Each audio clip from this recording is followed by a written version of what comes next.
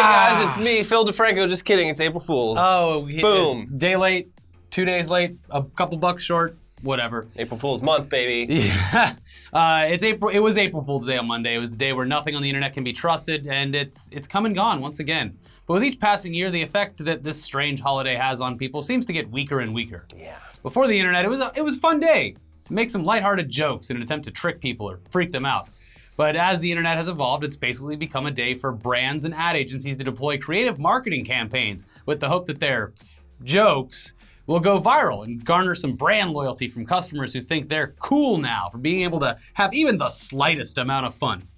Swear to God, the brands, they ruined April Fool's, a pure, beloved holiday where people did jokes and pranks on their friends. They had to go and ruin a beautiful, simple thing like that. I think this might be the last safe year. Next year might be the war on April Fools. Good.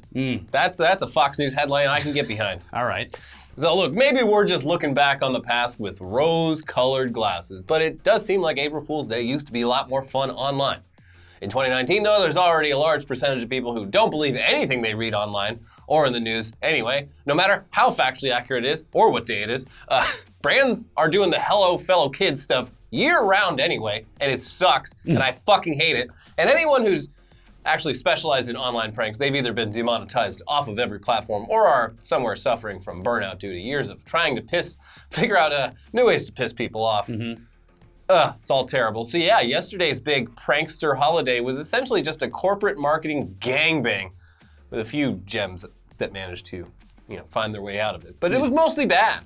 Spotify pranked people by turning their Discover Weekly playlist into Disco Cover Weekly. I liked this one. Yeah, it was a playlist filled with covers of disco songs, and it turns out that people like Elliot who tuned in for this one, they enjoyed what they were hearing. Yeah. You know what? There might have been some new fans for the artists involved. This is good because it's functional, and but fun. It's also a joke, and it's a good pun on Discover Weekly, and it's like, you still are discovering new music you hadn't heard. It's great. It's great. Good job, Spotify. T-Mobile rebooted some archaic piece of communication technology called a phone booth. Get off the TV, John Leisure. I just want to be famous. You're like 80 years old. It's weird. TikTok announced that DJ Khaled is their new chief motivational officer because despite TikTok being the hot new app for kids, their creativity internally is about 3 or 4 years in the past. Also, that's completely plausible. He's hosting the fucking Kids' Choice Awards. He has the best agent in the business. He parlayed getting lost on a jet ski on Snapchat into a gigantic career. And yes, I know he produced some hot songs before that, but... Well, even before that, he managed to release a #1 album with his name and face on the cover that was just other people singing over beats that he supposedly made, but in some cases were beats that one of his staff members... The man must have a file of dirt on the entire music industry. It doesn't make sense. No. Anyways, Duolingo, hot off of being the basis for a meme about their intrusive reminder notifications, announced that they would start sending a giant version of their mascot into your home to threaten you to do your language courses. I like those memes, and this was fun. There were multiple announcements from companies marketing fake products for your pets, like a Roku remote for dogs, an investment app for dogs, wedding registries for your pets at Wayfair, weddings in general for your pets at Petco, teeth aligners for dogs from Smile Direct, and you get the point. Pets are a very safe thing to joke about, as long as you're not threatening them or you're Shane Dawson. So making a joke about pets is the easiest thing that a brand can do. Yeah, it's fine, whatever. It's not really worth doing, but they did it. The list does not end, though. There are dozens upon dozens of attempts at non-offensive, slightly believable, ultimately not funny at all products or services that popped up on April Fool's this week. There was Fire Festival clones, several. An update to Mr. Potato Head that turned him into Mr. Avocado Head. Am I right, millennials?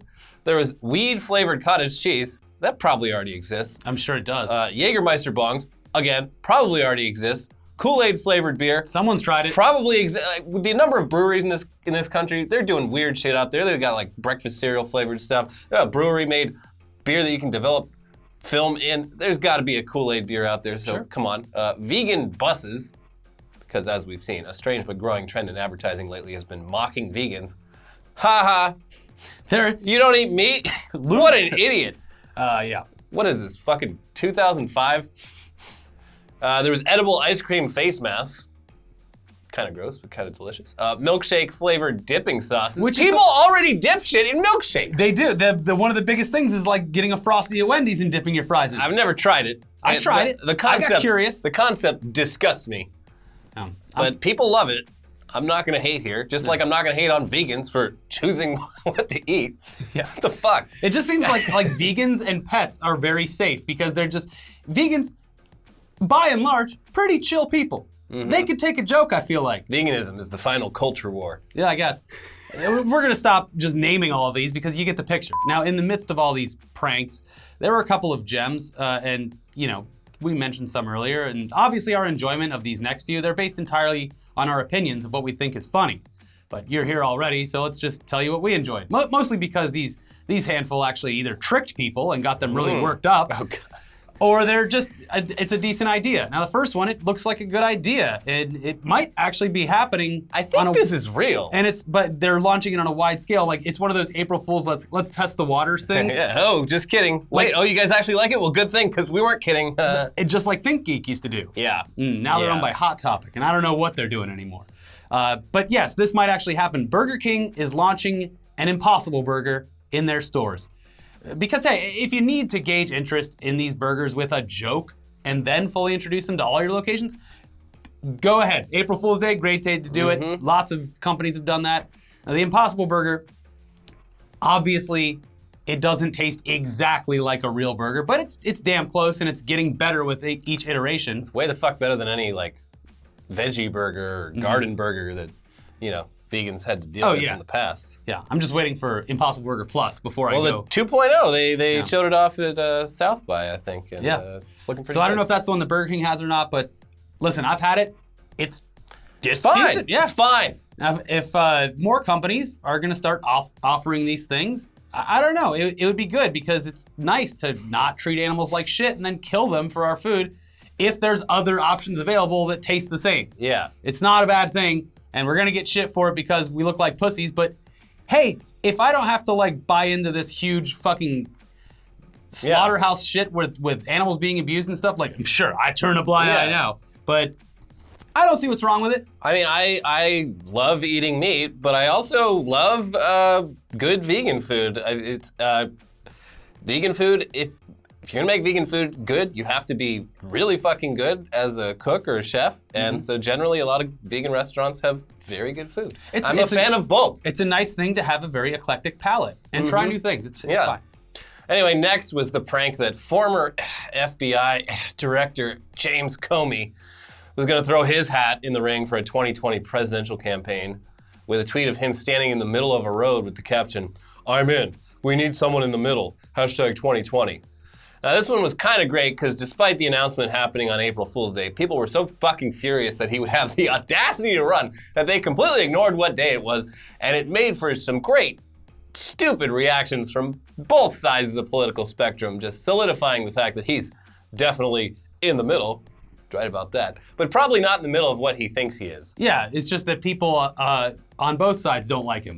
Yeah, and I think this is an example of just like, you know, when you're a certain type of person, you shouldn't be allowed to do April Fools because it just doesn't make sense. Like if you're the former director of the FBI, who is like, you guys like goofs? Legacy is complicated at best. Just skip April Fools. No one needs that. Yeah.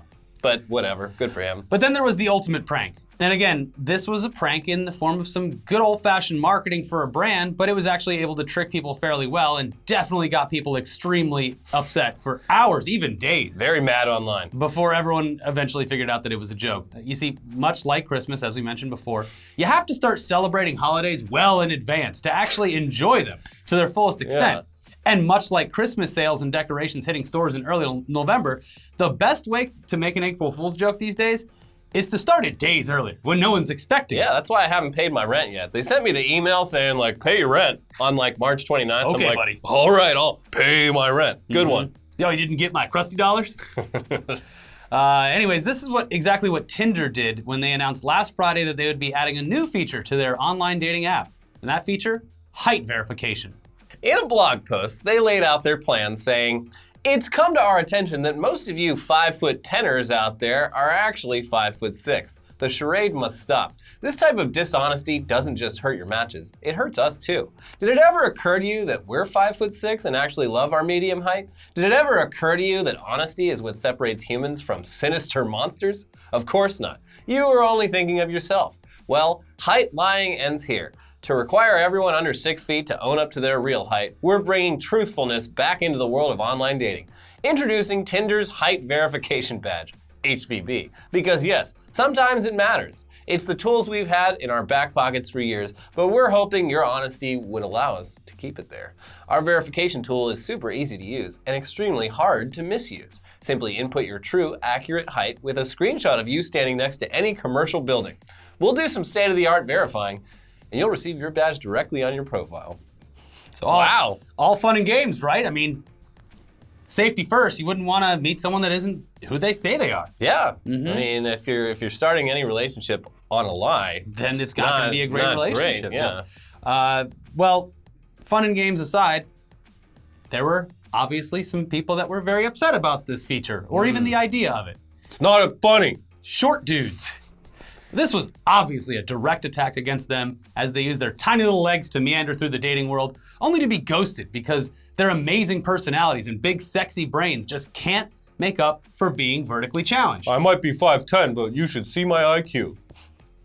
Now, to be fair, we do kind of have to hand it to Tinder, who probably knew exactly who would be offended by this seemingly not so obvious joke. And armed with that knowledge, they didn't mince words. They went straight for the kill, ending the blog post with, oh, and by the way, only 14.5% of the US male population is actually 6 foot and beyond. So we're expecting to see a huge decline in the 80% of males on Tinder who are claiming that they are well over 6 feet.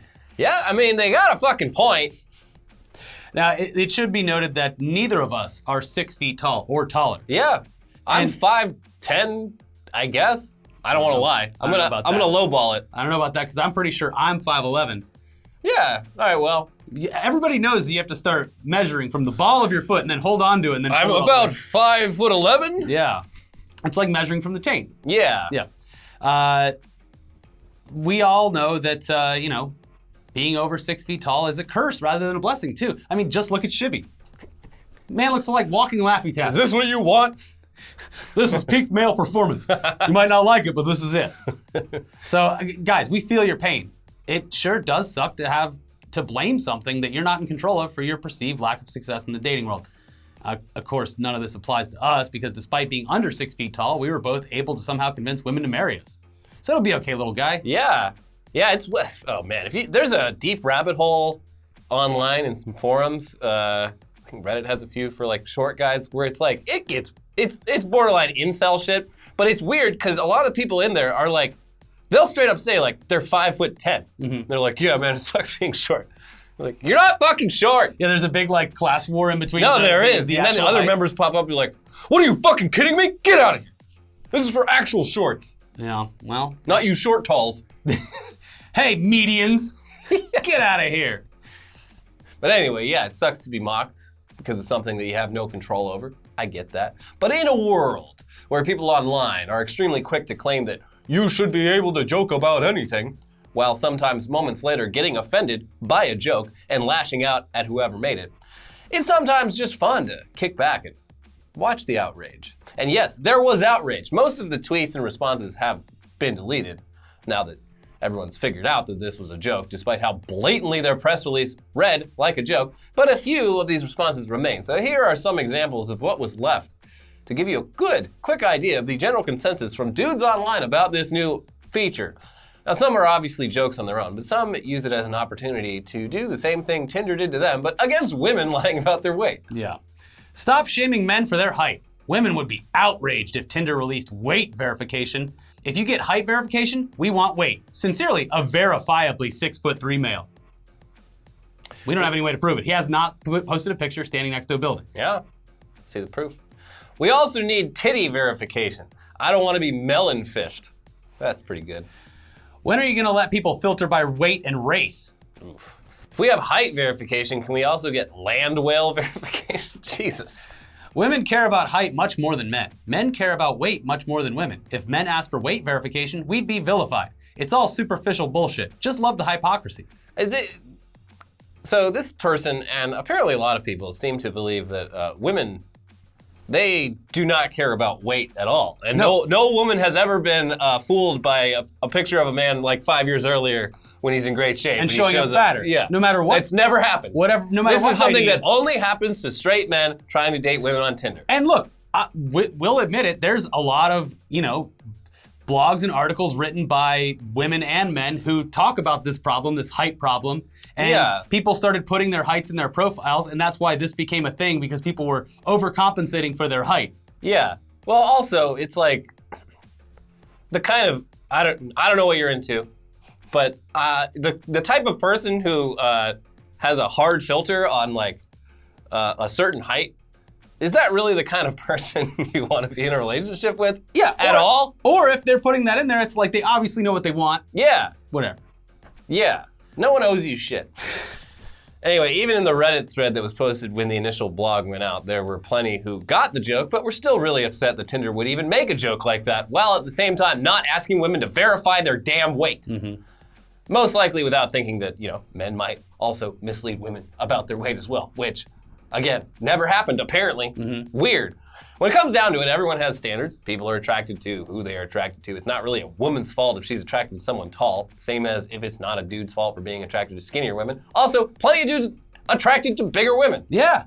There's a lot of... God damn it. Your sexual spectrum can go all over the place. Yeah.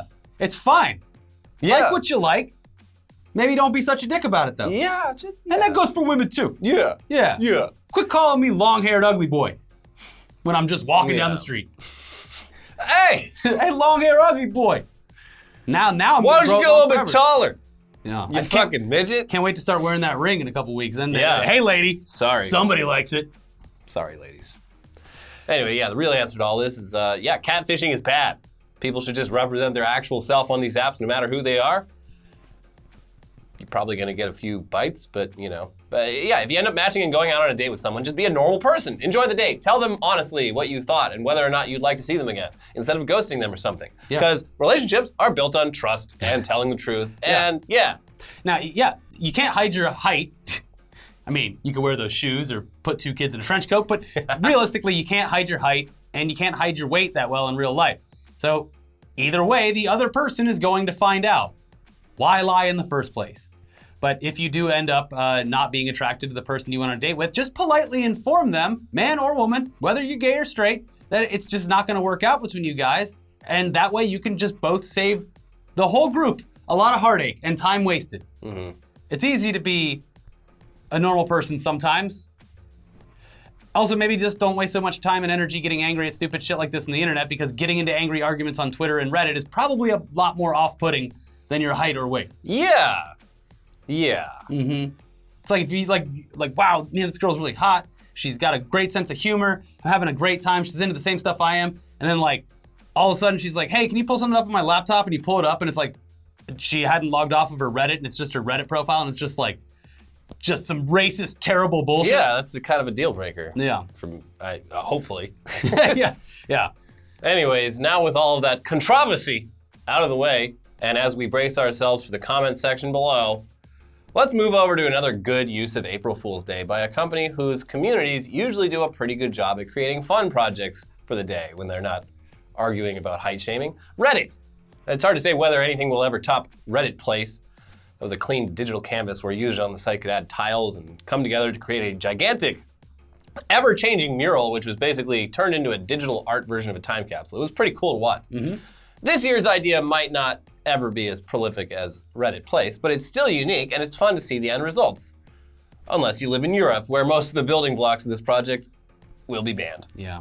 This year, Reddit launched Sequence, which is an attempt to make a somewhat coherent movie made up entirely of animated GIFs, or GIFs. Sorry if you think we're pronouncing it wrong. It's not height and weight that's tearing this country apart. It's the pronunciation of GIF. GIF. So I'll just go back and forth. Anyways. They're making movies out of GIFs. Sorry, GIFs.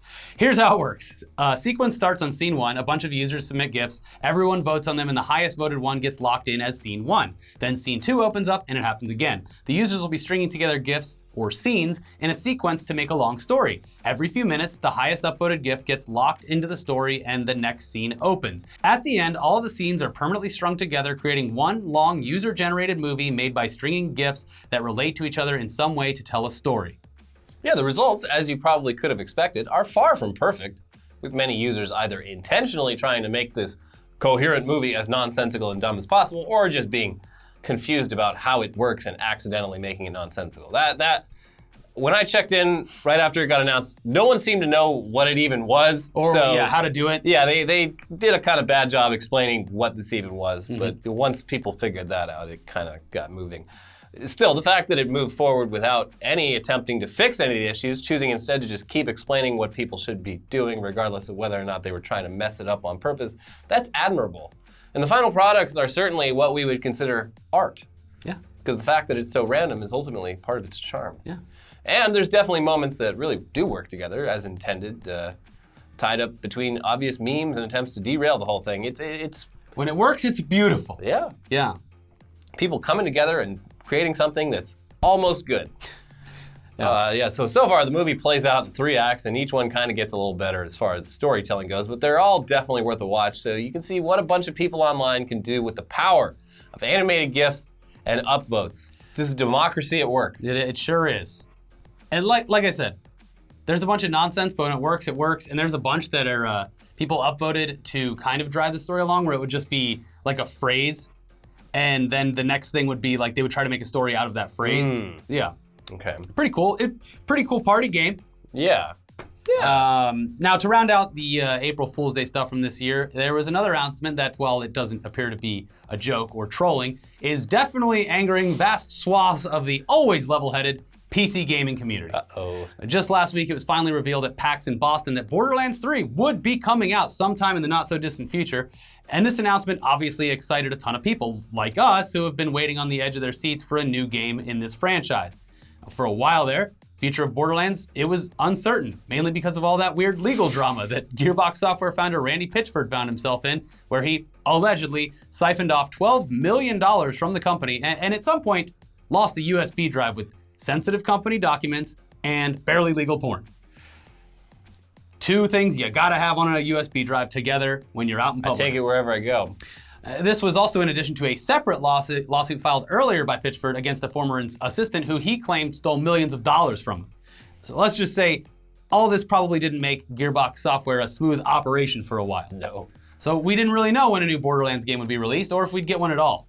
Well, we're definitely getting one. Yes. And if the promotional material that was shown off at PAX is any indication, it looks like it's going to be great. And will be pretty much a continuation of what made the first 2 games in the series so great. But with a brand new story and way better graphics while still keeping its famed cel-shaded look. So everybody's happy, right? Yes. Well, on April Fool's Day, of all days, the official Borderlands Twitter account apparently made an oopsie and posted the release date for the game, but then deleted the tweet. The release date indicated in the tweet was September 13th. I mean, makes sense, so why delete this tweet, huh? Yeah. Well, we're not sure. Maybe it went out too early, but it was already out there, so why get rid of it? I don't know. The release date, however, wasn't the problem with the gaming community. That came from a Twitter ad that ran on April Fool's Day, which showed an Epic Games Store logo on that ad. No! So, will Borderlands 3 be an Epic Games Store exclusive? Or was this just an amazing joke by this company who was trying to take a dig at some of the other games who have opted for exclusivity with Epic Games in order to make a better cut and potentially some guaranteed cash as a trade for filling out their storefront and driving more traffic to it? Ha! Those jokers over at Gearbox trolling Epic Games and calling them out on their dumb exclusivity shit that the PC gamers just absolutely despise. Good for them. Go Gearbox. Yeah. Well, here's the thing, kids. Turns out, probably not a joke, and Borderlands 3 might actually be exclusive on Epic Game Store for a certain period of time. Yeah, this was sort of confirmed by Randy Pitchford himself as he not so subtly danced around the accusations on Twitter, responding to the outrage with the following. 2K/Take-Two has exclusive publishing rights for Borderlands 3 and makes all decisions regarding price points, territories, distribution, and platform partnerships. Please direct all inquiries regarding any of those topics to 2K. We are just the talent. As a customer, I'm happy to shop in different stores, already do. I've bought games from Xbox, PlayStation, Switch, Steam, Origin, GOG, Humble, Uplay, Epic, and other stores. To me, exclusives are fine when they come with advantages and when they are short, say 6 months. For what it's worth, 2K's decisions aside, myself and the team at Gearbox have a very keen interest in cross-platform play. We believe multi-platform support is a prerequisite, and Epic's leadership with cross-platform support is helpful to our interests here. Oh, okay. So a little bit to unpack there, but Yeah. seems pretty obvious, I guess. Now, basically, it looks like it's out of Gearbox's hands, but it should be also noted that Pitchford has been a pretty vocal supporter of Epic Game Store in the past since its launch. Now, he also basically hints something like a 6-month exclusivity window and put that cute little smiley face there, which is telling. But also hints at the fact that Borderlands 3 could be going cross-platform, which would be really cool. That'd be great. Yeah.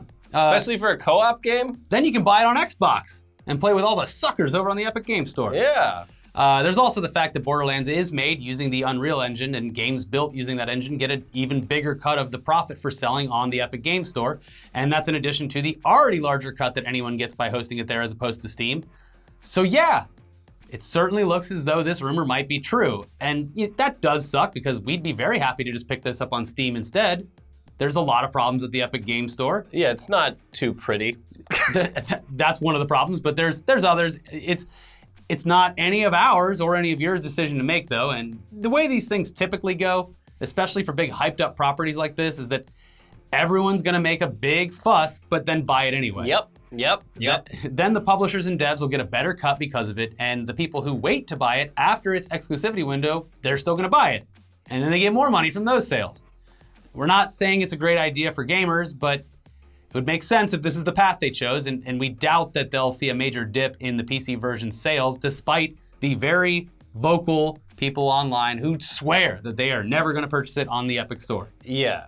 Look, Steam gives publishers this much money. Epic gives them more money.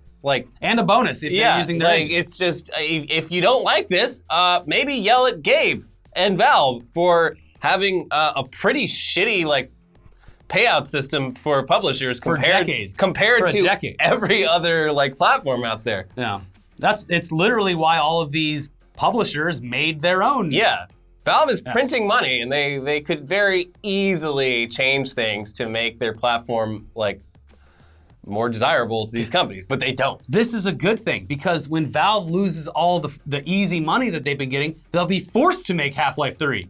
Yeah. We gotta bleed them dry, everyone. Yeah. Anyways, it's good to be back in LA and making episodes again. We were up in the mountains for a couple days. Elliot got hurt. Got a little bit hurt. Elliot fell down. Boom. I fell down on my skis. Didn't hurt. Didn't feel so good. I didn't fall down on my snowboard, but I was so worried about getting hurt that I went very slow. Yeah, I should have done that. Anyways, check out our other videos, including a new episode of Weekly Weird News right over here. And don't forget, go buy our new merch. He's got some on. It's only up for a few more days, and then it is completely gone. After it's gone, it's gone. Going back in the vault. Back in the Disney vault. And it's not gonna come out with that streaming platform. Yeah. So buy the merch right now. Do it. Buy that merch. You get a t-shirt. You get to contribute to the show and get something for money it. for goods. None of this microtransaction bullshit. You're actually getting physical objects in exchange for money. By the way, Elliot wore the Internet Today jacket on the slopes this weekend. And that's probably why I fell. No, it's probably why you didn't get as hurt as you probably could have. That's probably right. Yeah, yeah. And I will say, for a windbreaker, it has enough padding that it actually is warm inside. Yeah, it's a nice windbreaker. We'll get some socks or some pins. Just buy something. Yeah. Thanks. Watch the other stuff over here, and we'll see you tomorrow for Tech News Day. Yeah. Bye-bye.